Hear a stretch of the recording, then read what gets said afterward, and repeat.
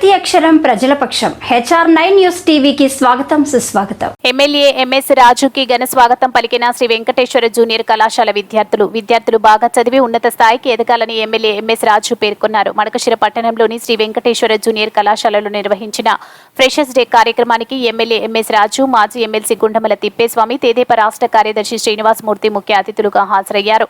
గత ఏడాది ఉత్తమ మార్కులు సాధించిన ఇప్పుడు విద్యార్థులను ఎమ్మెల్యే శాల్వా పూలమాలలు వేసి ఘనంగా సన్మానించారు. తల్లిదండ్రులు ఎంతో కష్టపడి వ్యవసాయం, కూలి పనులు చేసి పిల్లలను చదివిస్తున్నారని, విద్యార్థులు బాగా చదివి ఉన్నత స్థాయికి ఎదిగితేనే వారి కష్టానికి తగిన ప్రతిఫలమని ఎమ్మెల్యే ఎంఎస్ రాజు విద్యార్థులకు సూచించారు. HR9 news Madakasira reporter Eshwar. Madakasira మారుమూల ప్రాంతం జిల్లాలోనే, ఈ రాష్ట్రంలోనే ఒక వ్యక్తి నిలబడి రాయి విసిరితే ఎంత దూరం పోతుందో ఆ విధంగా ఉన్నటువంటి నియోజకవర్గం మడకశిర నియోజకవర్గం. మరి ఉద్యోగస్తులు రావాలంటే రానే రారు. అటెండర్ మొదలుకొని ఆఫీసర్ ఏ ఉద్యోగస్తులు కూడా రాదు మన నియోజకవర్గానికి.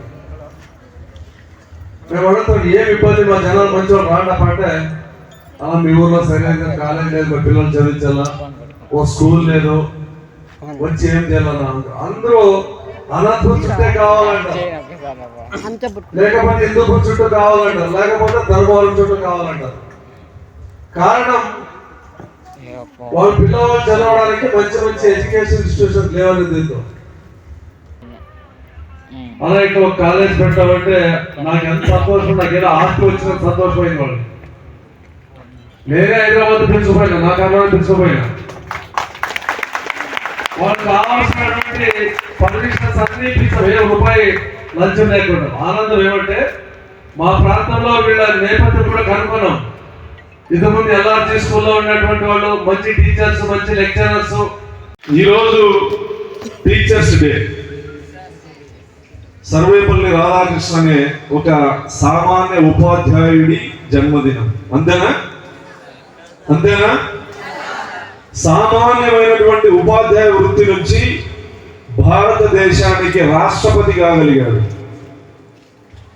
భారతదేశానికి రాష్ట్రపతి కాగలిగాడు. ఒక టీచర్ రాష్ట్రపతి కావడం, ఒక లెక్చరర్ రాష్ట్రపతి కావడం అంత ఈజీనా? దాని వెనక ఎంత శ్రమ ఉంటుంది, ఎంతటి అంకుటిత దీక్ష ఉంటుంది. ఒక సామాన్యమైన వ్యక్తి అసాధారణ వ్యక్తిగా ఆ మనిషి ఎదగగలిగాడంటే దానికి కారణం శ్రమ, పట్టుదల, ఆయన చదువు. ఈరోజు ఆయన చనిపోయి ఎన్నో సంవత్సరాలు అవుతున్నా ఆయన జయంతి రోజు భారతదేశంలో ఉన్న ఉపాధ్యాయులందరూ గౌరవించుకునే వ్యక్తిగా చరిత్రలో చిరస్థాయిగా నిలబడిపోగలిగారు. ఎంతమంది ఉపాధ్యాయులకి అవకాశం ఉంటుంది?